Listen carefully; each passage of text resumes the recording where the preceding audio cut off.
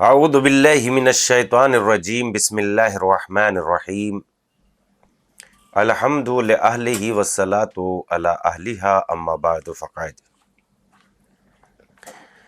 آؤ کتاب پڑھیں، آپ سب کا استقبال اور خیر مقدم ہے، اور بہت ہی معذرت کے ساتھ یہ پروگرام الحمدللہ خداوند عالم کی توفیق سے دوبارہ شروع کیا جا رہا ہے۔ معذرت اس بات کی ہے کہ ہم بہت مصروف رہے اور اس سلسلے میں پروگرام کو ملتوی کرنا پڑا۔ ناظرین اور دوست و احباب کے بہت زیادہ فون وغیرہ بھی آئے کہ آخر یہ پروگرام آپ کیوں نہیں کر رہے ہیں۔ سفر کی مصروفیت ان لوگوں کی خدمت میں پیش کی گئی، اور چونکہ ریکارڈ نہیں ہو رہا ہے، اس بنیاد پر ہم ابھی اس پروگرام کو شروع نہیں کر رہے ہیں۔ خیر، الحمدللہ آج خداوند عالم کی توفیق اور اس کی مدد کے ذریعے پھر سے یہ پروگرام شروع ہو چکا ہے، اور آپ کو یاد ہوگا کہ اس سلسلے میں آؤ کتاب پڑھیں میں کتاب ہم آپ کی خدمت میں پیش کر رہے تھے، المراجعات کا ترجمہ دین حق، مذہب اہل بیت علیہ السلام۔ اس میں دو بزرگ علماء کرام کا مناظرہ ہے، ایک شیعہ عالم اور دوسرے اہل سنت کے ایک بزرگ عالم سلیم البشری۔ اور شیعہ عالم شرف الدین موسوی، یہ دونوں اپنے زمانے کے پائے کے عالم ہیں، اور ان کے سوال و جواب کا سلسلہ خطوط کی صورت میں شروع ہوتا ہے، اور ان چیزوں کا جواب دیا جا رہا تھا کہ جب انہوں نے معلوم کیا کہ آپ اہل بیت علیہ السلام کے ہی مذہب کی پیروی کو کیوں واجب و لازم سمجھتے ہیں، تو انہوں نے بہت ساری، یعنی شرف الدین موسوی صاحب نے قرآن مجید کی بہت ساری آیتوں کو پیش کیا اور کچھ احادیث کو بھی پیش کیا، جس کی بنیاد پر سلیم البشری صاحب نے یہ تحریر کر کے بھیجا کہ آپ نے یہ ان راویوں کے نام بیان کیے ہیں جو شیعہ راوی ہیں، اور شیعہ راویوں کو اہل سنت قبول نہیں کرتے، لہذا ایسی کچھ احادیث بھیجیے جو اہل سنت کے راوی بھی ان کو قبول کرتے ہوں، یعنی اس میں اہل سنت کے راوی ہوں۔ انہوں نے کہا کہ آپ نے یہ جو تحریر کیا ہے کہ شیعہ راویوں کو اہل سنت قبول نہیں کرتے، تو ایسی بے شمار احادیث ہیں اور ایسے بے شمار روات ہیں جنہیں اہل سنت نے قبول کیا ہے۔ انہوں نے جواب میں تحریر کر کے بھیجا کہ دو چار ایسے راویوں کے نام بیان کیجئے جو شیعہ ہیں اور انہیں اہل سنت نے قبول کیا ہے۔ اس بنیاد پر شرف الدین موسوی صاحب نے اگلا خط تحریر کرتے ہیں کہ ہم اب یعنی حروف تہجی کے عنوان سے، یعنی کتنے لوگوں کے نام الف سے شروع ہوتے ہیں، حروف تہجی کے اعتبار سے ان لوگوں کے نام آپ کی خدمت میں پیش کرتے ہیں جو شیعہ ہیں، اور ان کو سب نے مانا ہے شیعہ ہیں، لیکن اہل سنت نے ان کی روایات کو قبول کیا ہے۔ یعنی عین تک بات پہنچ گئی تھی، اور عین میں بھی پیج نمبر 144 تک کے ہماری گفتگو کا سلسلہ آپ کی خدمت میں پیش ہو چکا تھا۔ آئیے الحمدللہ آج گفتگو کے سلسلے کو پھر وہیں سے شروع کرتے ہیں۔ عبد الرزاق بن حمام بن نافع حمیری، یہ اکابر و عمائد شیعہ اور سلف صالحین سے تھے۔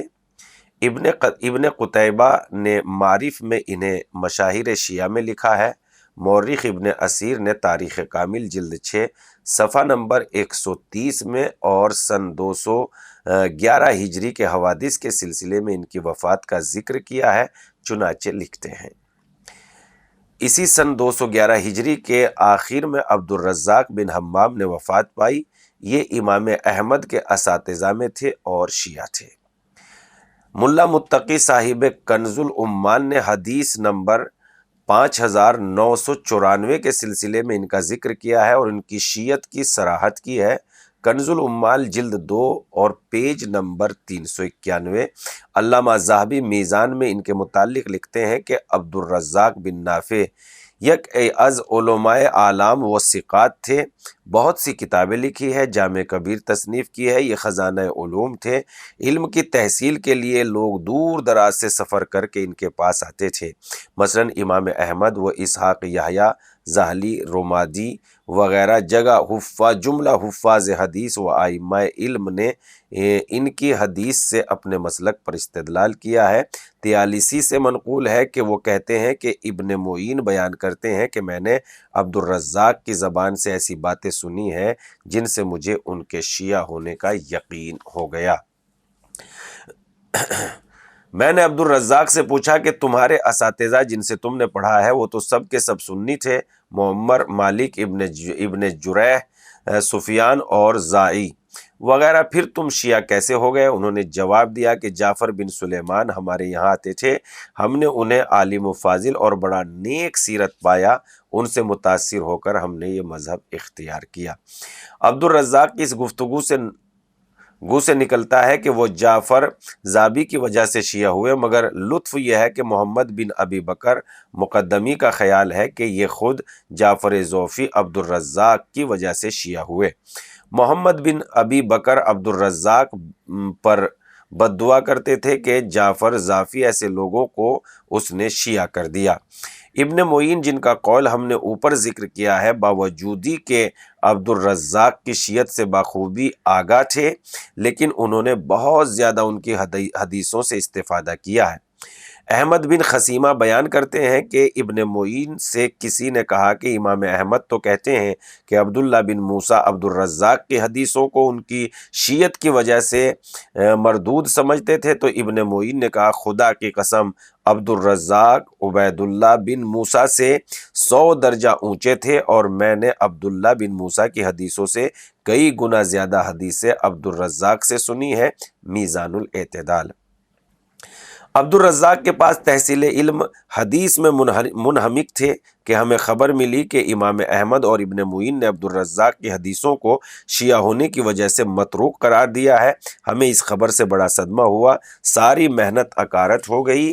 پھر ہم حاجیوں کے ہمراہ مکے آئے اور وہاں ابن معین سے ملاقات ہوئی۔ ہم نے ان سے دریافت کیا، انہوں نے کہا کہ عبد الرزاق مرتد بھی ہو جائیں تو وہ اتنے ثقہ ہے کہ ہم ان کی حدیثوں کو متروک نہیں قرار دے سکتے۔ میزان الاعتدال، تذکرہ عبد الرزاق۔ ابن عدی عبد الرزاق کے متعلق لکھتے ہیں کہ انہوں نے فضائل اہل بیت میں ایسی حدیثیں بیان کی ہے کہ جس کی تائید کسی دوسرے نے نہیں کی ہے، اور اہل بیت کے دشمنوں کے مائب میں منکر حدیث بیان کی ہیں، لوگوں نے انہیں شیعہ لکھا ہے۔ مختصر یہ کہ باوجودی کہ عبد الرزاق کے کھلم کھلا شیعہ ہونے کے علماء اہل سنت نے انتہائی جلیل القدر عالم محدث اور بے حد ثقہ اور معتبر سمجھا ہے، امام احمد سے کسی نے پوچھا عبد الرزاق سے بڑھ کر بھی آپ کوئی بہتر حدیث والا ملا ہے؟ انہوں نے جواب دیا نہیں، ان سے بہتر کوئی نہیں۔ علامہ قیرانی اپنی کتاب جمع بین الرجال الصحیحین میں بسلسلہ حالات عبد الرزاق امام احمد کا قول نقل کرتے ہیں کہ جب لوگ پیغمبر کی کسی حدیث میں اختلاف کریں تو عبد الرزاق جو کہیں وہ صحیح ہے۔ ان کی جلالت قدر کا اسی سے اندازہ ہو سکتا ہے کہ علامہ ابن خلقان عبد الرزاق کے پاس ملاحظہ ہو۔ دفیات العیان ان سے اپنے زمانے کے ائمہ اسلام نے حدیثیں روایت کی ہیں، جیسے سفیان بن عینیہ، احمد بن حنبل، یحییٰ بن معین وغیرہ، ان کی حدیثیں جملہ صحاح ستہ میں موجود ہے۔ سن 126 میں پیدا ہوئے ہیں اور 211 میں انتقال کیا۔ امام جعفر صادق سے امام محمد تقی تک کا زمانہ انہوں نے پایا۔ عبد الملک بن آیون عبد الرزاق کے بعد یعنی عین والی فہرست چل رہی ہے کہ عین سے جتنے لوگ آتے ہیں وہ فہرست بیان کی جا رہی ہے۔ عبد الملک بن آیون یہ زرارہ، حمران، بکیر وہ عبد الرحمن وغیرہ کے بھائی ہیں۔ یہ سب کے سب بزرگان شیعہ سے ہیں اور انہوں نے خدمت شریعت کر کے بڑے درجے حاصل کیے ہیں۔ ان بھائیوں نے اولاد بھی بڑی صالح اور مبارک پائی، باپ کی طرح بیٹوں نے بھی مذہب حقہ کی ترویج اور اشاعت میں بڑا حصہ لیا ہے۔ عبد الملک کے متعلق علامہ ذہبی میزان الاعتدال میں لکھتے ہیں کہ ابو وائل وغیرہ کا بیان ہے کہ ابو حاتم نے انہیں صالح الحدیث کہا ہے اور دوسروں نے صدوق اور رافضی کہا ہے۔ ابن قیسرانی کتاب جمع بین رجال الصحیحین میں ان کا ذکر کرتے ہوئے لکھتے ہیں کہ عبد الملک بن آیون حمران کوفی کے بھائی ہیں اور شیعہ ہیں۔ بخاری و مسلم میں ان کی حدیثیں موجود ہیں۔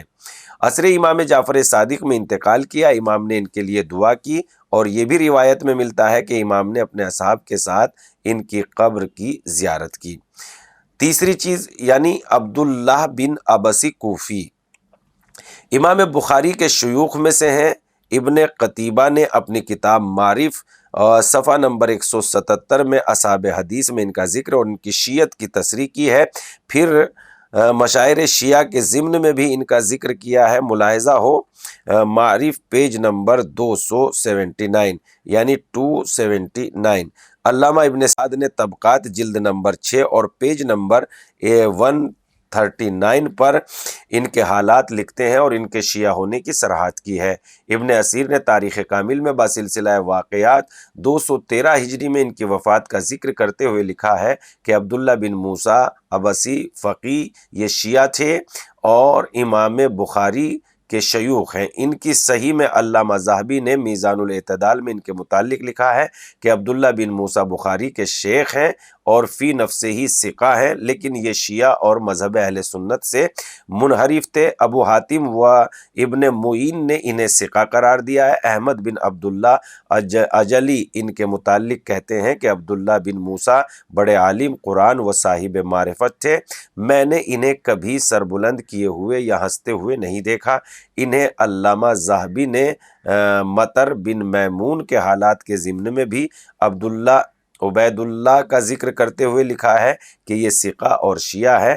ابن معین عبداللہ بن موسیٰ اور عبد الرزاق سے حدیث کا استفادہ کرتے ہیں، یہ جانتے ہوئے کہ یہ دونوں شیعہ مسلک کے ہیں اور ان کی حدیثیں صحیح بخاری اور مسلم اور سبھی صحاح میں موجود ہے۔ ابو الیقطان عثمان بن عمیر ثقفی کوفی بجلی، سنن ابی داود اور جامع ترمذی میں ان کی حدیثیں موجود ہیں۔ عدی بن ثابت کوفی، ابن معین نے انہیں غالی شیعہ لکھا ہے۔ دار قطنی ان کے متعلق لکھتے ہیں کہ غالی رافضی ہیں اور ثقہ ہیں۔ علامہ ذہبی ان کے حالات میں لکھتے ہیں کہ یہ شیعوں کے عالم صادق، ان کے قاضی اور ان کی مسجد کے امام ہیں۔ اگر ان جیسے دوسرے شیعہ بھی ہوا کریں تو شیعوں کی برائیاں بہت کم ہو جائیں۔ دار قطنی، احمد بن حنبل، احمد اجلی، احمد نسائی سبھی انہیں ثقہ جانتے تھے، ان کی حدیثیں صحیح مسلم اور بخاری میں موجود ہیں۔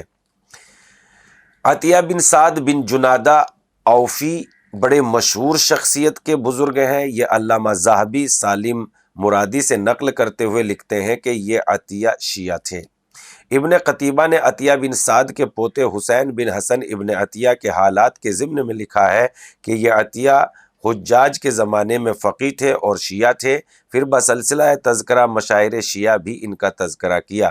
علامہ ابن سعد نے ان کے جو حالات لکھے ہیں ان سے اندازہ ہوتا ہے کہ یہ شیعت میں کتنے راسخ و ثابت قدم اور بزرگ تھے۔ ان کے باپ سعد بن جنادہ امیر المومنین کے اصحاب میں سے تھے۔ امیر المومنین کوفے میں تھے۔ سعد حضرت کی خدمت میں آئے، عرض کیا امیر المومنین میرے یہاں فرزند پیدا ہوا ہے، اس کا نام رکھ دیجئے۔ امام نے فرمایا یہ عطیہ خداوندی ہے، چنانچہ عطیہ نام رکھ دیا گیا ہے۔ ابن سعد یہ بھی لکھتے ہیں عطیہ نے ابن اشعث کی ہمراہی میں حجاج پر خروج کیا۔ جب ابن اشعث کو شکست ہوئی تو عطیہ فارس بھاگ گئے۔ حجاج نے فارس کے حاکم محمد بن قاسم ثقفی کو لکھا کہ عطیہ کو بلا کر کہو کہ علی پر تبرہ کرے ورنہ تو ورنہ تم انہیں 400 کوڑے مارو، سر اور داڑھی منڈوا ڈالو۔ محمد بن قاسم نے انہیں بلا کر حجاج کا یہ خط سنایا، انہوں نے انکار کیا تو انہیں 400 کوڑے مارے اور سر اور داڑھی منڈوا ڈالی۔ جب قتیبہ والی خراسان ہوا تو عطیہ اس کے پاس پہنچے اور برابر خراسان ہی میں رہے۔ پھر جب عمر بن حبیرہ عراق کا گورنر ہوا تو انہوں نے عمر کو خط لکھا اور عراق آنے کی اجازت مانگی۔ اس کی اجازت پر یہ کوفہ آئے اور برابر کوفہ میں رہے، یہاں تک کہ سن 111 میں وہی انتقال کیا، اور یہ بڑے ثقہ بزرگ ہیں اور ان کی حدیثیں بڑی پاکیزہ ہیں۔ طبقات ابن سعد جلد 6 اور پیج نمبر 212۔ عطیہ نے بڑی پاکیزہ نسل پائی، ان کی اولاد سب کے سب شیعہ تھے اور بڑے عالم و فاضل، صاحب عز و شرف، ممتاز شخصیتوں کے مالک، جیسا حسین بن حسن بن عطیہ، محمد بن سعد بن محمد بن حسن بن عطیہ وغیرہ۔ عطیہ کی حدیثیں سنن ابی داؤد اور ترمذی میں موجود ہے۔ تو ناظرین، سلسلہ تو یہ بہرحال بہت ہی زیادہ یقیناً تھکا دینے والا ہے، چونکہ انسان کو جو ہے بہت ہی سامنے کی باتوں میں تھوڑا سا لطف آتا ہے، اور یہ علمی باتیں ہیں اس لیے کہ نالج کے لیے سنی جائیں گی تو انشاءاللہ علم میں اضافہ ہوگا۔ لیکن کتنا عظیم مطالعہ اور کتنی بڑی بڑی بات شرف الدین موسوی نے ایک مناظرے کے ذریعے سے پیش کی ہے۔ ان کا اعتراض یہ تھا کہ شیعہ راویوں کو اہل سنت قبول نہیں کرتے ہیں، اس لیے آپ کچھ ایسے راویوں کے نام بتائیے جنہیں مثلا سنی بھی قبول کرتے ہیں اور ان سے ان کی حدیثیں لی ہو۔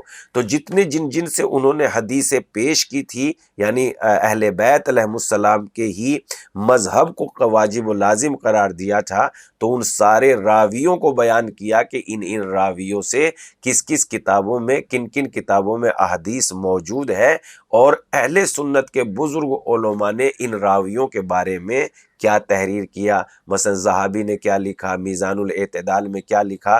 یقیناً ایک گہرا مطالعہ ہے۔ اگر ہم ان باتوں کو سنیں گے اور اس کو پر توجہ دیں گے اور کتاب کو پڑھیں گے، چونکہ علم سے بڑی دولت کچھ بھی نہیں ہے اور علم حاصل ہوگا کتاب کے ذریعے، لہذا ہمیں کتاب کو اپنا دوست بنا لینا چاہیے اور 24 گھنٹے میں سے 1 گھنٹہ ایسا نکال کے رکھنا چاہیے جس میں ہم مذہبی کتابوں کا مطالعہ کریں۔ انشاءاللہ سلسلہ جاری رہے گا، پھر آپ کی خدمت میں حاضر ہوں گے۔ ابھی ہماری گفتگو پہنچ گئی ہے پیج نمبر 153 تک، 145 سے شروع ہو کر 153 پر تمام ہو رہی ہے۔ انشاءاللہ پھر ہم آپ کی خدمت میں حاضر ہوں گے، تب تک کے لیے دیکھتے رہیے گا آؤ کتاب پڑھیں۔ خدا حافظ۔